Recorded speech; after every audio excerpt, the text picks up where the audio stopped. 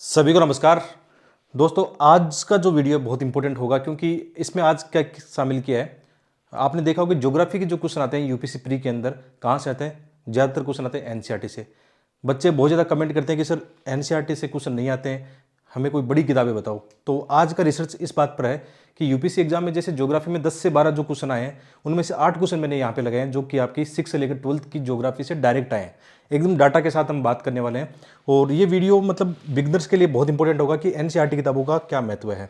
जैसे इसके अलावा जैसे ये पीडीएफ कहाँ मिलेगी आपको, ठीक है। आज का जो टॉपिक हमारा है ज्योग्राफी एनसीईआरटी का इंपॉर्टेंस के बारे में बात करेंगे और ये पीडीएफ आपको मिलेगी अपने टेलीग्राम चैनल पर, ठीक है। और टेलीग्राम चैनल आप ज्वाइन कर लेना। यहाँ पे मैं बहुत सारा जो कंटेंट होता है फ्री ऑफ कॉस्ट शेयर करता रहता हूँ। अभी एक मैपिंग की सीरीज चल रही है जो बहुत ज़्यादा इंपॉर्टेंट है, उनके वीडियो आपको अपने यूट्यूब पर मिल जाएंगे और ये जो पीडीएफ आपको कहाँ मिलेगी, अपने टेलीग्राम चैनल पर मिलेगी, ठीक है। आगे बढ़ते हैं। तो सबसे पहले क्वेश्चन की बात करते हैं। देखो ये क्वेश्चन देखने में थोड़ा जटिल लग रहा था कि यार ये कहाँ है। हम प्रथम दृष्टया जब किताबों में देखते हैं तो ऐसा क्वेश्चन नहीं मिलता है। फिर हम सोचते हैं कि यार करंट अफेयर से आया होगा, जबकि ऐसा नहीं है।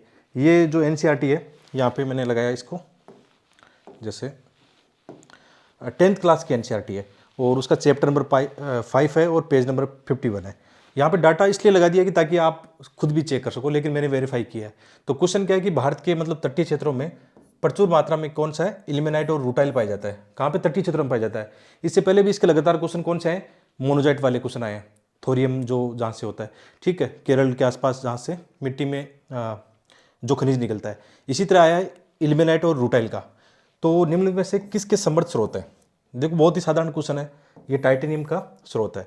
अब एनसीईआरटी में क्या लिखा हुआ है, साफ साफ लिखा हुआ है कि जो दंत मंजन है टाइटेनियम ऑक्साइड से सफ़ेद बनाए जाते हैं, जो कि रूटाइल और इल्मेनाइट, ठीक है। और एक और लिख रखा है एना टेज नामक खनिजों से प्राप्त होते हैं। देखो सीधा सीधा डायरेक्ट क्वेश्चन है, 2023 की एग्जाम में आया आपके, आप चेक कर लेना चाहिए, ठीक है। तो ये बिल्कुल 10th क्लास की एनसीईआरटी है। ये बात मैं क्यों बता रहा हूँ, बहुत सारे मतलब लोग बोलते हैं कि ज्योग्राफी में 11th-12th की एनसीईआरटी पढ़ लो आपका काम बन जाएगा, जबकि मैं ये बोलता हूँ कि 6 से लेकर 12 तक पढ़ना। विशेषकर ये जो 9-10 की है ना, 8-9-10 की, इनसे क्वेश्चन ज़्यादा आए हैं। इवन मेंस के एग्जाम में भी यहाँ से डायरेक्ट क्वेश्चन आए। इसलिए इस बात को गौर कर लेना कि एनसीईआरटी हमारे लिए बहुत ज़्यादा इंपॉर्टेंस रखती है। और एक चीज़ और ध्यान रखना, बहुत सारे बच्चे गलती क्या करते हैं, जो समरी होती है मार्केट में कोचिंगों की समरी मिलती है उसको पढ़ने की कोशिश करते हैं। समरी नहीं, जो ये आसपास डायग्राम देखोगे, मैप देखोगे, वहाँ से क्वेश्चन बनते हैं। और जब पढ़ते हो तो उसको लॉजिकली पढ़ना। अभी मैं बताऊंगा कैसे जो भी क्वेश्चन आते हैं थोड़ा सा लॉजिकली पढ़ोगे तभी सोल्व हो पाएंगे। ये तो चलो एक डायरेक्ट क्वेश्चन था इसलिए आपने आसानी से इसको कर लिया है, ठीक है। आगे बढ़ते हैं। ये पहला क्वेश्चन हो गया। सेकंड क्वेश्चन, ये कौन सी क्लास से, 11th क्लास की जो फिजिकल एनसीईआरटी है, फिजिकल ज्योग्राफी की एनसीईआरटी है। यहाँ पे रिसोर्सेज दे दिए कहाँ से आया है और उसमें क्वेश्चन आया कौन सा, जो पी तरंगे और एस तरंगे हम पढ़ते हैं, ठीक है। और पी तरंगे आप जानते हो कि प्राथमिक जो तरंगे होती है जब अर्थक्वेक आता है पहले आती है, सेकेंडरी बाद में आती है, और कैसे उनमें कंपन होता है, कैसे जो तरंगे होती है आगे बढ़ती है। ये पूरा का पूरा यहाँ पे मैंने चिपका दिया है। 11th क्लास की फिजिकल ज्योग्राफी में आप देखोगे जो अर्थ वाला चैप्टर उसके अंदर आपको बिल्कुल मिल जाएगा। डायरेक्ट इसको पढ़ोगे सेम चीज़ें इसमें लिखी हुई है, ठीक है। इसके दोनों जो स्टेटमेंट है बिल्कुल सही थे ये। आगे बढ़ते हैं। ये सेकंड क्वेश्चन था जो डायरेक्ट यहाँ से एनसीईआरटी से लिया गया है। इसके अलावा आगे बढ़ते हैं। देखो ये बहुत ही प्यारा है ये क्वेश्चन। जैसे मैं देख रहा था तो मुझे भी ऐसा डाउट लग रहा था कि यार इतने डाटा कहाँ से पढ़ेंगे हम, लेकिन इस क्वेश्चन को पहले देखते हैं। इसमें पहले दिया हुआ है कि जो स्विट्जरलैंड है उसमें मूल्य के आधार पर जो गोल्ड है उसका एक मतलब वो है एक टॉप एक्सपोर्ट कंट्री कह सकते हो आप, कि आप कह सकते हो जो स्विट्जरलैंड है गोल्ड के अंदर टॉप एक्सपोर्ट कंट्री है। पहला स्टेटमेंट है, तो ये तो हमें पता है या नहीं पता, कई बार गलत हो सकता है। लेकिन सेकंड वाला स्टेटमेंट देखते हैं कि जो स्विट्जरलैंड है उसके पास विश्व का दूसरा विशालतम गोल्ड का क्या रिजर्व है, ठीक है। एनसीईआरटी में क्या लिखा हुआ है, यहाँ लिखा हुआ है कि इस देश में स्विट्जरलैंड में क्या है, कोई ज्ञात जो खनिज है ना उसके स्रोत उतने नहीं है वहाँ पे, ठीक है। हिंदी में भी देखो कि यहाँ पे कोई ज्ञात खनिज निक्षेप नहीं है, केवल इतना लिखा हुआ है। एनसीईआरटी के साइड बॉक्स में लिखा हुआ है कि यहाँ पे कोई ज्ञात या जो मतलब बहुत ज़्यादा जानकारी उसकी नहीं है। और यदि हम डाटा भी देखें तो इसके मामले में, रिजर्व के मामले में स्विट्जरलैंड 8वें या 9वें नंबर पर आता है। इसका मतलब इस देश में क्या गोल्ड की उतनी रिजर्व नहीं है, उसकी वजह से निर्यात नहीं करता है, बल्कि ये क्या करता है, बहुत सारा जो कच्चा सोना होता है बाहर से मंगवाता है, उसको सही करके फिर बाहर बेचता है, ठीक है। तो इसका मतलब ये वाला जो स्टेटमेंट है इसका दूसरा वाला स्टेटमेंट गलत हो गया, कि उसके पास मतलब बहुत ज़्यादा भंडार नहीं है किसके, सोने के। एनसीईआरटी में भी लिखा हुआ है कि वहाँ पे निक्षेप नहीं। यदि आप ये देखते तो इसको आराम से हैंडल कर पाते। बहुत ही ईजी क्वेश्चन हो गया। 2 को आप काटोगे तो आपका आसान जो है निकल के आ जाएगा कि 2 तो गलत है, पहले वाले में 2 गलत है, दूसरे वाले में मतलब दोनों सही नहीं हो सकते। यहाँ पे 1 सही है किंतु 2 गलत है। देखो आपका निकल के आ गया ना। हाँ, इसमें यह है कि स्विट्जरलैंड क्या है, सोने के जो सामान बनता है, जो भी चीज़ें बनती है, आभूषण बनता है, उसमें टॉप एक्सपोर्ट कंट्री है। लेकिन इसकी वजह से नहीं कि उसके बाद बहुत ज़्यादा क्या है रिजर्व है। ये हिंट किसने दिया था आपको? एनसीईआरटी में दिया था। ये कौन सी एनसीईआरटी है? 8th क्लास की एनसीईआरटी है, उसका चैप्टर 3 है, पेज नंबर 25 है। बहुत सारे बच्चे इसमें गुणागणित करेंगे कि ये ऐसे कैसे हो सकता है। थोड़ा लॉजिक लगाओ, होगा। सीधे डायरेक्ट करने जाओगे तो सब क्वेश्चन सॉल्व नहीं होने वाले हैं। आपको थोड़ा लॉजिक और स्मार्ट तरीका यहाँ पे अपनाना पड़ेगा। ठीक है, आगे बढ़ते हैं। और जो एनसीईआरटी के अंदर जो मैप होते हैं ना, बहुत इंपॉर्टेंट होते हैं। चाहे वर्ल्ड का मैप हो, चाहे इंडिया का मैप हो, उसको थोड़ा गुणागणित कर लेना। ठीक है, ये क्वेश्चन भी डायरेक्ट एनसीईआरटी से है। 2023 में बता रहा हूँ कि इसमें 8 क्वेश्चन मैंने लिए हैं 2023 के। 12 क्वेश्चन में से 8 क्वेश्चन डायरेक्ट एनसीईआरटी से हैं, और 2-3 जो क्वेश्चन है उसको भी थोड़ा सा हम रिसर्च करते तो उसको भी निकाल लेते हैं यहाँ से। और ज़्यादातर क्वेश्चन जो करंट अफेयर के मैपिंग करी है वो आपको थोड़ा सा देखना है। मैपिंग सीरीज अभी चल रही है, अभी 8 वीडियो आ चुके हैं, आप प्लेलिस्ट में जाकर उसको देख लेना। ठीक है, तो यहाँ पे दे रखा है कि आपको निम्नलिखित वृक्षों पर विचार करना है। पहला है जैसे कटहल, महुआ और सागौन या सागवान। इनमें से कौन से उपयुक्त में से पर्णपाती वृक्ष है? ये बहुत ईजी है, ये बहुत सारी एनसीईआरटी किताबों में दिया हुआ है। ठीक है, ज्योग्राफी के आप कई सारे जो चैप्टर देखोगे उसमें ये दिया हुआ है। तो इसको हम आराम से इसको निकाल सकते हैं कि हमने ये देखा है कई बार, जो जैक फ्रूट होता है वो तो सदाबहार है, वर्षावन जो है उसका। बाकी ये 2 स्टेटमेंट इसके सही है। ठीक है, महुआ और सागौन क्या है? पर्णपाती वृक्ष है। ठीक है, इसका कहाँ दिया हुआ है एनसीईआरटी के अंदर, कहाँ ये चैप्टर दिया हुआ है और कौन सी एनसीईआरटी में दिया है उसको आप देख सकते हो, यहाँ पे देखना। ठीक है, जो पर्णपाती वनों की बात करते हैं तो इसमें इंडियन ज्योग्राफी है जो 11th क्लास की, उसका चैप्टर नंबर 5 है, जहाँ पे भारत के अंदर वनस्पतियों की बात की गई है। तो यहाँ पे देखना महुआ की बात की गई है। इसके अलावा यहाँ पे सागवान, साल, सागवान, शीशम की बात की गई है। यहाँ पे कौन सा था? वो जैक फ्रूट अभी जो था देखा था हमने, कटहल नहीं था यहाँ पे, है ना। और कटहल को रिसर्च करोगे तो आप वो किस में? सदाबहार में। हालांकि कटहल इसमें नहीं दिया गया है, लेकिन 2 चीज़ें तो आपको दी गई है, या अन्य वृक्षों के प्रकार भी यहाँ पे दिए गए हैं। इसका मतलब कटहल इसमें नहीं था। तो इसको आराम से आप क्वेश्चन को हैंडल कर लेते। देखो ये आराम से आप पढ़ते इसको तो ये क्वेश्चन आपकी रेंज में होता, ऐसी बात नहीं है, बहुत सिंपल तरीके से रेंज में होता। बाकी और जगह भी आपको बहुत सारे वृक्षों के बारे में एनसीईआरटी के अंदर जानकारी मिलती है। चलिए आगे बढ़ते हैं। इसके अलावा एक सूचना जो आपको देनी थी, जो हमारा PYQ video analysis smart course है, अभी भी इसमें एडमिशन हो रहे हैं। ये मात्र 999 रुपये का है। और इसमें क्या कंटेंट है? इसमें 85 वीडियो हैं। प्रीलिम्स के जो पीवाईक्यू 5 साल के, वो हमने वीडियो एनालिसिस उनका किया है बहुत ही स्मार्ट तरीके से। बहुत सारे बच्चे अब तक लाभ ले चुके हैं। ठीक है, इसको ज्वाइन करना है तो यहाँ पे जो कॉन्टैक्ट नंबर दिए गए हैं इन पे आप कॉल करना, आपको एक ग्रुप में ऐड कर दिया जाएगा। और इसमें 1000 रुपये से अधिक जो नोट्स प्रीलिम्स के बहुत सारे एमसीक्यू हैं वो भी बिल्कुल फ्री में मिलेंगे आपको।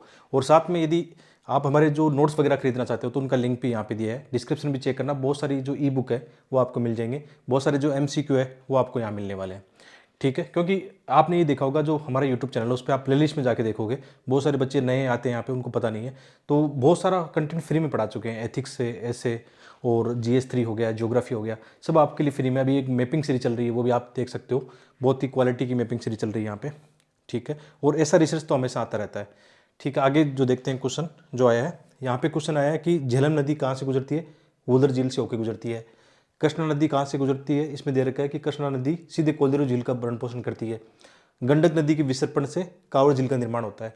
तो यदि आप ये एनसीईआरटी का मैप देखोगे, ये कौन सी क्लास का है अभी देखते हैं, ये 9th क्लास की एनसीईआरटी का चैप्टर 3 है, और उसके साफ लिखा, और इस चैप्टर के एंड में ये लिखा भी था कि आपको इनकी नदियों की, झीलों की मैपिंग करनी चाहिए, लिस्ट बना के दी हुई थी। तो ऐसा करना चाहिए, जब आप एनसीईआरटी पढ़ रहे हो तो लास्ट में जो होमवर्क होता है वो जरूर करना चाहिए।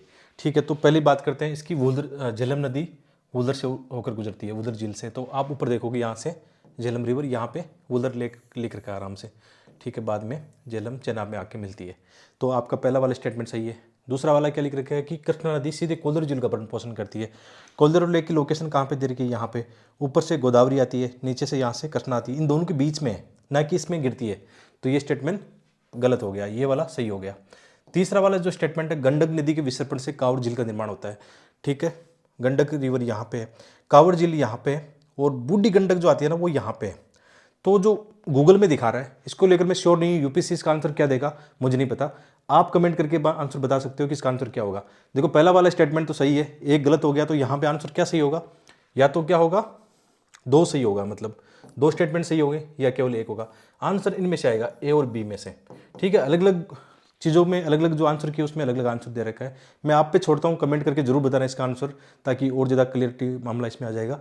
क्योंकि जो मैंने रिसर्च किया उसमें कई जगह ये दे रखा है कि गंडक नदी के से बनती है, कई जगह ये दे रखा है बूढ़ी गंडक से बनती है। अब दोनों नदी सेम होगी या नहीं होगी, मुझे इसके बारे में ज़्यादा आइडिया नहीं मिला, ठीक है, ज़्यादा उतनी इसमें हुआ नहीं है। तो यूपीसी की जब ऑफिशियल आंसर की आएगी उसमें देखेंगे क्या आंसर उसका है, क्योंकि 2023 का पेपर आंसर की हमारे पास नहीं है, ठीक है। आप बताना इसका आंसर क्या होगा, केवल एक होगा, यानी वो तो स्टेटमेंट बिल्कुल सही है, ये वाला तो बिल्कुल गलत निकल के आ गया। दूसरा वाला, दो तो स्टेटमेंट हमने निकाल लिए, थर्ड वाला थोड़ा सा कन्फ्यूजिंग वाला स्टेटमेंट है, तो उसको देखना आप, ठीक है। और ये एनसीईआरटी 9th क्लास से हैं। तो जितनी भी नदियाँ हैं, देखो इनसे क्वेश्चन पहले आ चुके हैं, चिल्का झील का आ चुका है, महानदी का आ चुका है, जितने भी यहाँ पे आप चंबल नदी के देखोगे, राणा प्रताप सागर, गांधी सागर, ये क्वेश्चन ऑलरेडी आ चुके हैं सांबर लेक से लेकर, है ना। तो यही तो मजा है एनसीईआरटी का, कि जो डायग्राम मैप दिए गए हैं ना उनको आप थोड़ा ढंग से करना, ठीक है। जैसे ब्रह्मपुत्र की जो सहायक नदी है उनके लोहित से लेकर कितने क्वेश्चन पहले आ चुके हैं, दिहांग से लेकर इनके बहुत सारे क्वेश्चन आ चुके हैं, तो इनको देखते रहना, ठीक है। आगे बढ़ते हैं। ये देखो, ये क्वेश्चन आया था लास्ट ईयर, ये दो स्टेटमेंट थे ना इसमें, ये तो थे मतलब करंट अफेयर से, क्योंकि ये एनसीईआरटी में नहीं होता है, एनसीईआरटी में इतना करंट अफेयर अपडेट नहीं होता है। जो त्रिपक्षीय राजमार्ग है और इसके अलावा जो बांग्लादेश चाइना वाला है जो स्टेटमेंट है, ये तो करंट अफेयर में चर्चा में रहे थे। लेकिन ये पहला वाला है ना, कि जो एक इसको कह सकते हो स्वर्णिम चतुर्भुज है, इसको जोड़ने के लिए, तो इसमें क्या लिखा है पहले वाले स्टेटमेंट में, कि जो ईस्ट वेस्ट कॉरिडोर है किसको जोड़ता है, यहाँ पे ये इसमें लिख रखा है डिब्रूगढ़ और सूरत को जोड़ता है। जबकि एनसीईआरटी में क्या लिखा है, ये जो पूर्व पश्चिम गलियारा है किसको जोड़ता है, सिलचर असम को किसके साथ, पोरबंदर गुजरात के साथ जोड़ता है।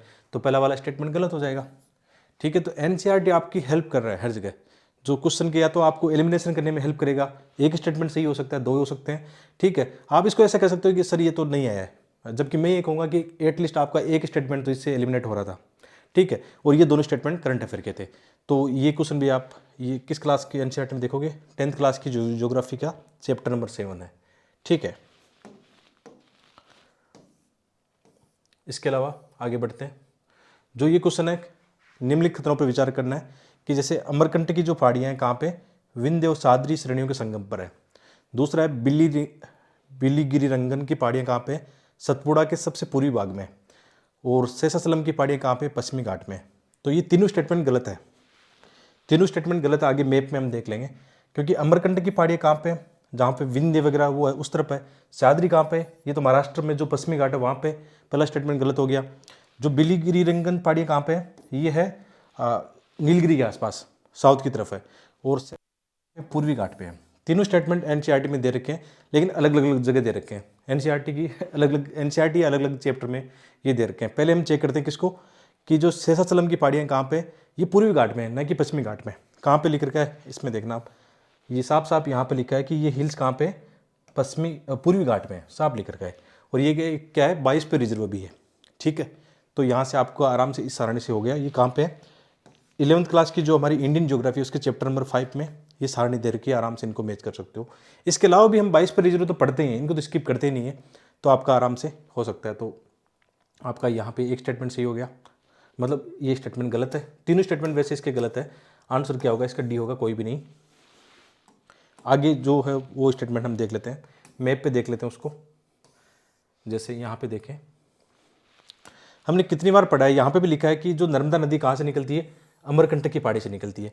मैप में भी दे रखा है कि नर्मदा नदी कहाँ से निकलती है, यहाँ से। इसका मतलब अमरकंटक कहाँ पे, यहाँ पे। और इस मैप में आप देखोगे विंध्य पर्वत या सतपुड़ा या महादेव दे रखे हैं, मतलब इनको ये आएगा। स्टेटमेंट में क्या दे रखा था, एक तो सह्याद्री दे रखा था, तो सह्याद्री तो यहाँ पे पश्चिमी घाट वाला क्षेत्र है, ठीक है। इस टाइप महाराष्ट्र का जो है वेस्टर्न घाट का ऊपरी पार्ट है।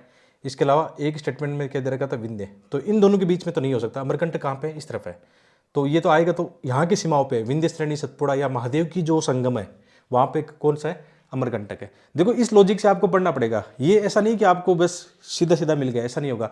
यूपीसी थोड़ा बहुत तो आपसे एफर्ट चाहता है कि आप स्मार्ट वे में काम करो, थिंकिंग करो कि क्वेश्चन किस टाइप के बन सकते हैं, अलग अलग डायग्राम ये सोचो कि कैसे कैसे क्वेश्चन बन सकते हैं। तो सेकंड वाला आपका स्टेटमेंट हो गया। और जो बिलीगिरी रंगन है, ये मुझे एनसीईआरटी में नहीं मिला था, ये मतलब इसकी जो लोकेशन है यहाँ पे है मतलब। अच्छा, इसका ऐसा दे रखा है कि ये मिल सकता है, एक दृष्टिकोण से मिल सकता है। जैसे ये सत्यमंगलम वगैरह, ये जो यहाँ के टाइगर रिजर्व या वाइस रिजर्व जो भी है, उसके अंदर ये पहाड़ी स्थित है। तो जब हम ये पढ़ते हैं तो हमें ये पता होता है कि ये पहाड़ी कहाँ पे स्थित है, तो उससे एक हिंट मिलता है। लेकिन एनसीईआरटी में मुझे नहीं मिला। 2 स्टेटमेंट इसके मिल गए थे आराम से। ठीक है, तो ये क्वेश्चन दोबारा भी देख सकते हो। देखो इस तरीके से क्वेश्चन आ रहे हैं, तो आपको एनसीईआरटी के अलग अलग पेज में ये जानकारी मिल सकती है। पहला वाला आप देख सकते हो ना कि अमरकंटक की पहाड़ियाँ विंध्य और सह्याद्री श्रेणियों के संगम पर स्थित नहीं है, वो हमने अभी देख लिया। ये हमने पूर्वी घाट वाला देख लिया। ठीक है, तो ऐसे आपकी एनसीईआरटी आपको हेल्प करने वाली है। आगे बढ़ते हैं, ये क्वेश्चन आप आराम से कर सकते हो। ये जो फिजिकल एनसीईआरटी है 11वीं क्लास की, उससे लिया गया है। क्वेश्चन क्या है कि उष्णकटिबंधीय वर्षा वनों की मृदा मिट्टी पोषक तत्वों से भरपूर होती है, पहला स्टेटमेंट कहता है। सेकंड वाला कह रहा है कि उष्णकटिबंधीय वर्षा वनों के उच्च ताप और आर्द्रता के कारण क्या होता है, मिट्टी में विद्यमान जो मृत जैव पदार्थ है वो जल्दी से अपघटन हो जाता है। ठीक है, सेकंड वाला स्टेटमेंट बिल्कुल सही है, ऐसा होता है। और इस स्टेटमेंट की बात करते हैं, यहाँ पे ट्रॉपिकल जो रेन फॉरेस्ट है, ये सारणी बना के दी गई है। ठीक है, वर्ल्ड बायोम की ज्योग्राफी की जो एनसीईआरटी है, यहाँ पे लिखा भी है फंडामेंटल ऑफ फिजिकल ज्योग्राफी की जो एनसीईआरटी है, ठीक है, उसमें दिया गया है। तो यहाँ पे क्या लिखा है, इस जो मिट्टी की जो जानकारी क्या दे रखी है कि ये यहाँ पे इनमें पोषण जो होते हैं वो कमज़ोर होते हैं, कम होते हैं इस मिट्टी में। तो पहला वाला स्टेटमेंट आपका गलत हो गया, सेकंड वाला बचा। ऐसे करके आराम से आंसर निकालो कि सेकंड सही है, एक गलत है। ठीक है, तो ऐसे निकल सकता है आंसर।